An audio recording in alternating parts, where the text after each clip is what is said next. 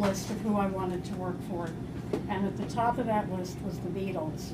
At the time, there was a bar called Mike Malkin's. Yeah, Malkin's!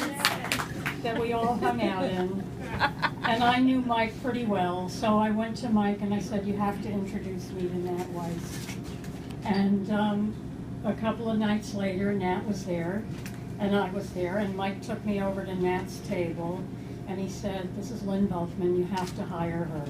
Of course, Nat was totally put on the spot, but he gave me his business card, and I called him, and he actually had me come into the office, and my interview consisted of him playing the Double White album before it came out, the entire album, telling me stories, and at the end he said, do you know how to type?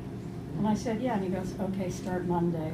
And my entire life changed in that moment, and I don't really know what my life would be today without Nat. I'm still in the music business, but I had the privilege of sitting in Nat's office often and listening to his phone calls. And often he would put people on speaker. And it's really how I learned the business and how I learned how honest he was. I'm going to tell one quick story, and then I'm going to bring up a very special person. One of my favorite Nat stories is when I first started working for him. I was living on Jane Street in the Village, and Nat called me up one night, and he said, can you buy an ounce of pot?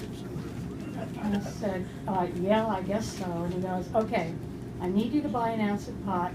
I need you to roll the entire ounce and bring it up to my apartment as soon as possible. I'm thinking, what the hell? So I go out and get an ounce of pot.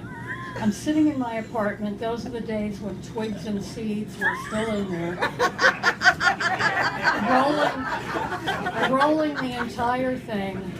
I get in a taxi, I go to Nat's apartment, and the pot was for George Harrison. George was sitting there with Al Aronowitz, if any of us remember him. And as a result, not that many months later, George gave me a first-row ticket to Bangladesh.